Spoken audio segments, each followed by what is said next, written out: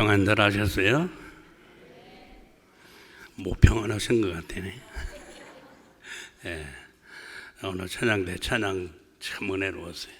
감사합니다. 지난주가 부활주일이었는데 부활하신 우리 주님이 우리 대장의 모든 가족 여러분들과 가정들을 위해 늘 함께 하시고 은혜와 복을 주시기를 바랍니다. 제가 우리 교회만 오면 우리 딸들이 그래요. 가서 설교 제발 짧게 해요. 짧게 하라고. 하도 이야기를 많이 듣다가 보니까 우리 교회 한번 올려오면 스트레스가 돼요. 저는 간만에 오니까 좀 말씀드리고 싶은데 간만에 오는데 자꾸 짧게 하라고 하니까 좀 그러더라고요. 하여튼 짧게 말씀드리려고 많이 노력은 하겠습니다. 우리 사람이 가지고 있는 가장 강력한 힘이 뭐냐? 어떤 사람은 뭐니 해도 돈이다 라고 얘기하는 사람 있어요. 돈이면 안 될 것이 뭐 있느냐라고 얘기를 하죠. 요즘 선거철이 됐습니다만 또 어떤 사람들은 뭐니 해도 권세다, 권력이다 하는 사람도 있어요. 그런가 하면 또 지식이다, 학위를 가지고 있으면 무엇이든지 다 아는 것처럼 생각을 해요. 여러 가지 힘들을 이야기를 합니다만은 우리 사람이 가지고 있는 가장 강력한 힘 가운데 강력한 것이 뭐냐? 그것은 바로 말입니다. 언어. 언어처럼 강력한 힘이 있는 것이 없어요. 말 한마디가 사람을 살리기도 하고 죽이기도 합니다. 가정을 화목하게 하기도 하고 가정을 패망시키기도 합니다. 교회를 부흥시키기도 하고 교회를 쇠퇴하게 하기도 합니다. 나라를 살리기도 하고 나라를 죽이기도 합니다. 이 말이라고 하는 것은 그저 우리가 눈으로는 보이지 않지만 가장 강력한 힘이 있습니다. 인도가 저 영국의 지배를 받을 때입니다. 어느 날 우리가 잘 아는 간디가 길을 가다가 길거리에 앉아서 눈물 흘리고 있는 한 할머니를 보았습니다.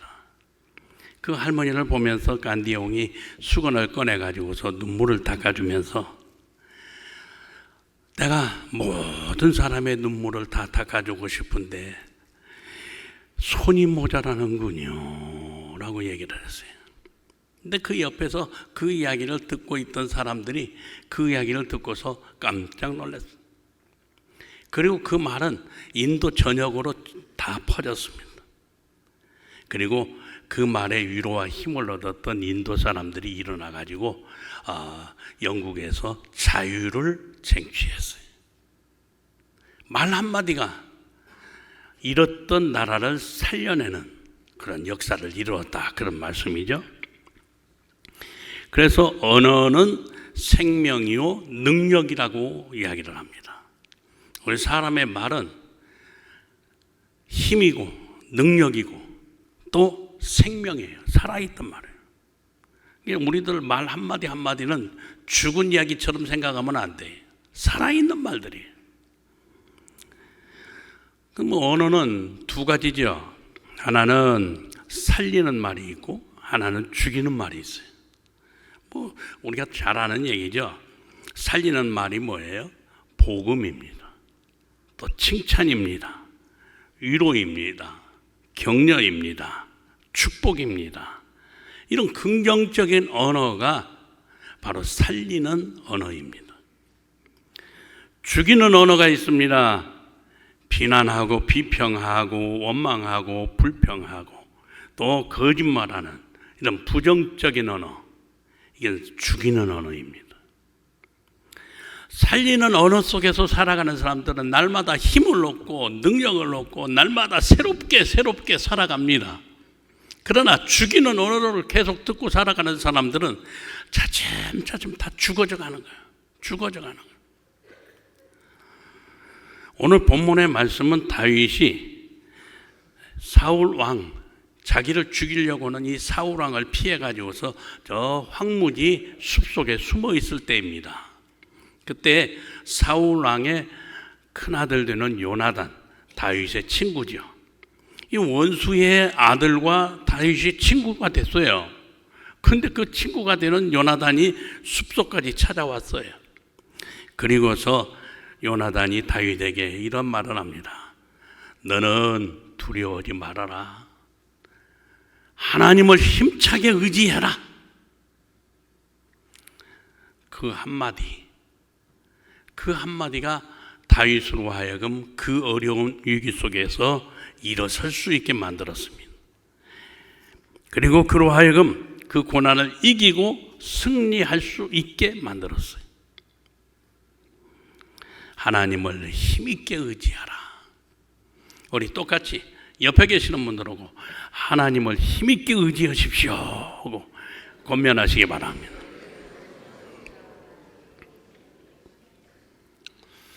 하나님을 힘있게 의지하라고 하는 이 말은 오늘 이 시대를 살아가는 우리들에게 들려주시는 하나님의 음성이기도 합니다.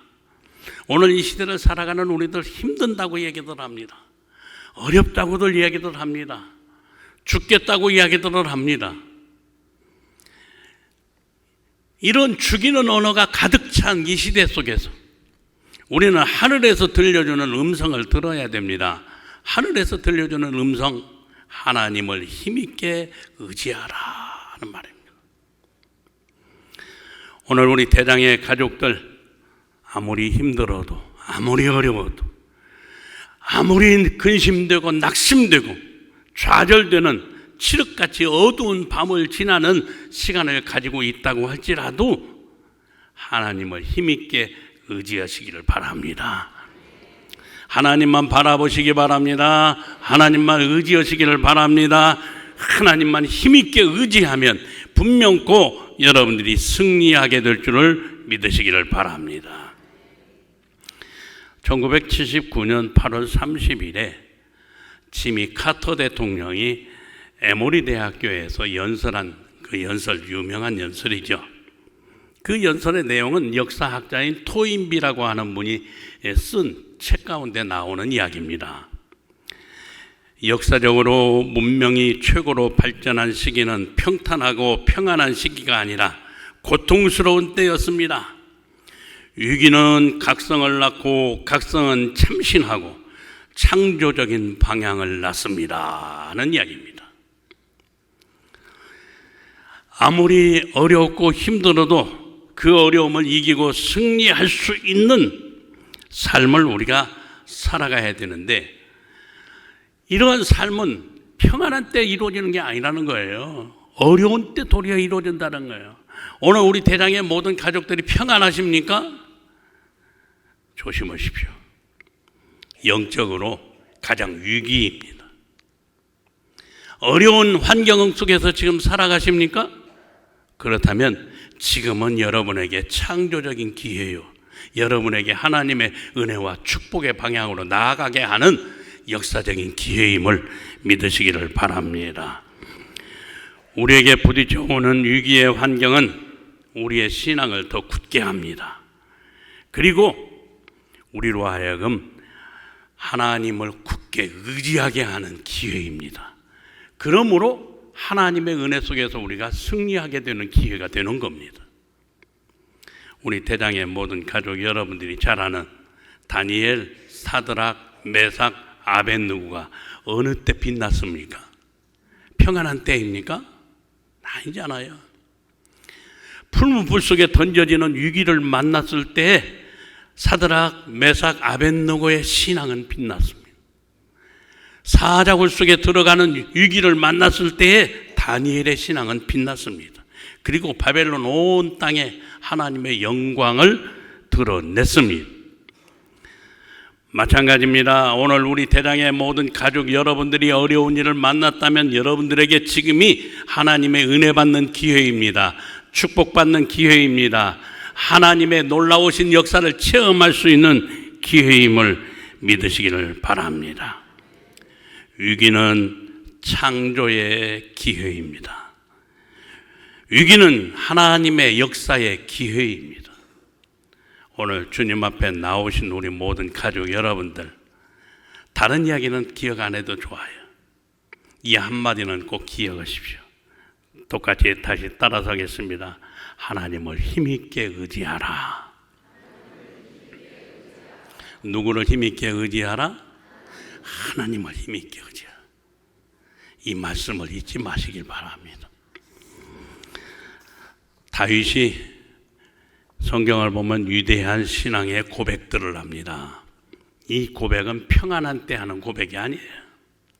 위기 속에서 체험한 신앙의 고백입니다. 나의 힘이신 여호와여, 내가 주를 사랑하나이다. 여호와는 나의 반석이시오, 나의 요새시오, 나를 건지시는 이시오, 나의 하나님이시오. 내가 그 안에 피할 나의 바위시오, 나의 방패시오, 나의 구원의 뿌리시오, 나의 산성이시로다. 수많은 다윗의 신앙의 이 고백들이 그 위기 속에서 다 쏟아져 나왔어요. 고난이 아니었으면 위대한 다윗 왕은 나오지 않았을 겁니다. 고난이 아니었더라면 하나님의 마음에 쏙 드는 다윗이 탄생하지 못했을 거예요. 고난은 우리에게 은혜의 기회요, 축복의 기회요, 창조의 기회요, 하나님의 놀라우신 영광을 나타내는 기회임을 믿으시기를 바랍니다. 지금 생애 여러 가지 위기를 만나신 분이 계신다면 다시 말씀드립니다. 주님을 힘차게 의지하십시오. 힘차게 의지하십시오. 주님은 말씀하셨습니다. 너희가 세상에서는 환난을 당하나 담대하라. 내가 세상을 이기었노라 그러셨습니다. 고난의 풀무 속에서 영광의 주의 빛을 드러내는 우리 대장의 가족들이 다 되시기를 주의 이름으로 축원합니다. 그러면 하나님을 힘있게 의지하려면 어떻게 해야 될까요? 하나님을 힘있게 의지하려면 하나님과 바른 관계를 유지해야 됩니다. 하나님과 바른 관계가 유지되지 못하면 하나님을 의지해봐야 헛거예요. 하나님과 늘 바른 관계가 되어야 되는데 하나님과 바른 관계를 유지하는 비결이 있어요. 그것은 하나님 앞에 예배드리는 일에 목숨 걸어야 돼. 무엇에 목숨 걸어요? 예배드리는 일에. 여러분, 예배드리는 일을 소홀히 하고 신앙이 바르게 되는 사람 보셨습니까? 없어요. 예배드리는 일에 소홀해지는 사람들은 전부 다 신앙이 잘못돼요. 다 잘못된다. 예배드리는 일에 힘쓰고 애썼던 우리의 신앙의 선배들의 그 신앙을 우리가 생각을 해야 됩니다. 그들은 이 예배를 위해서 자기 목숨들을 다 걸었어요. 오늘 우리 한국 교회가 모여지는 수가 자꾸 줄어든다고 그래요. 전체적으로 보면 자꾸 줄어든다고 그래요. 그래서 목사님들마다 설교 속에서 계속 그 얘기들을 강조를 해요. 그만큼 우리 한국 교회의 신앙이 자꾸 약화되어 가고 있다는 증거잖아요. 다른 교회는 몰라요. 그러나 우리 대장교회는 예배드리는 일에 목숨을 거는 성도들로 가득 차지기를 주의 이름으로 부탁합니다. 또 하나님과 바른 관계를 유지하려면 기도 생활이 바르게 되어야 됩니다. 기도 생활이라고 하는 것은 하나님과 바른 관계를 유지하는 표식이에요. 증표예요. 하나님과 바른 관계를 유지하는 사람 치고 기도 생활이 소홀한 사람은 없어요. 우리들은 하나님과 늘 바른 관계를 가지는 믿음의 삶을 살기 위해서 기도 생활이 늘 바르게 되어야 될 줄로 믿습니다. 그러기에 주님께서도 우리들에게 말씀하시기를 기도에 힘쓰라고 말씀하시잖아요. 구하라, 찾아라, 두드려라. 또 주님은 말씀하십니다. 너희가 믿음으로 구한 모든 것은 받은 줄로 믿으라. 받은 줄로 믿으라. 또 주님은 우리에게 말씀하십니다. 기도하라고만 하신 것이 아니라 우리에게 친히 기도를 가르쳐 주시면서 기도하라고 하셨어요.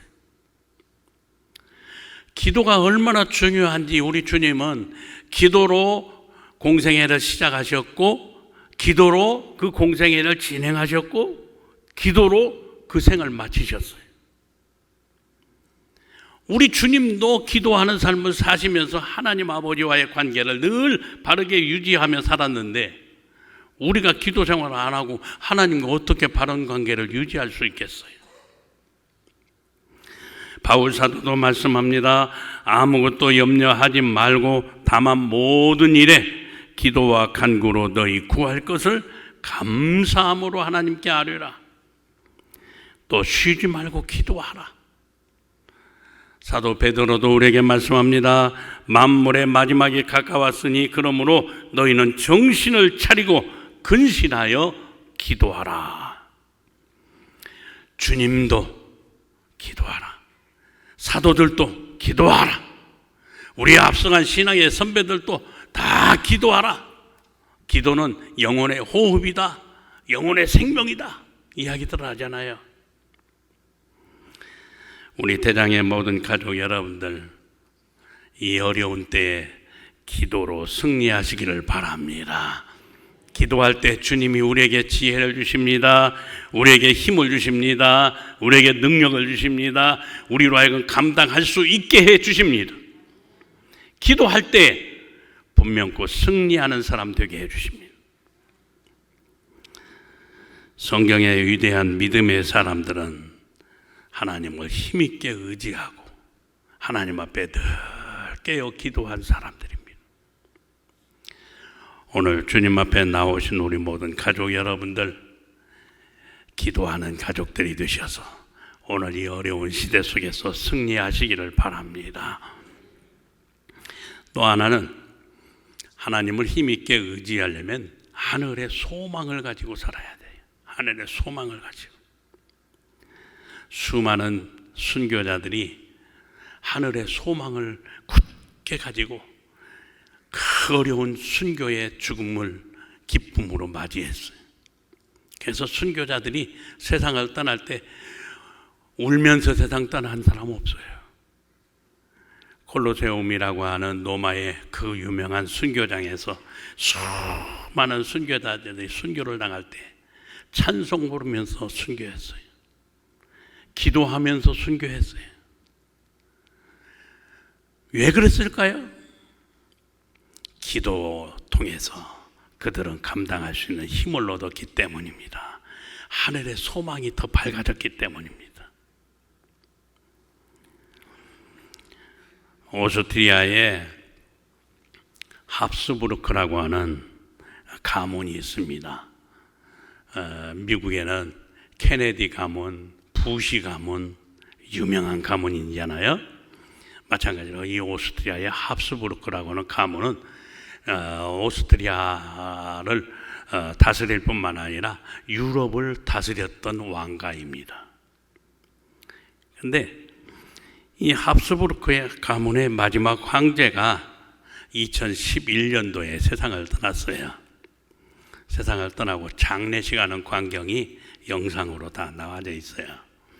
근데 그 장례식에 그 가문은 예수님을 믿는 가문이기 때문에 마지막 장례식을 교회당으로 가서 장례식을 해요. 그리고 교회당 지하에 묻혀집니다. 근데 교회당 문 앞에 딱 관을 들고 찾아왔습니다. 찾아와 가지고서 교회당 문을 두드립니다. 합스부르크 황제가 여기 왔습니다. 문을 여시오.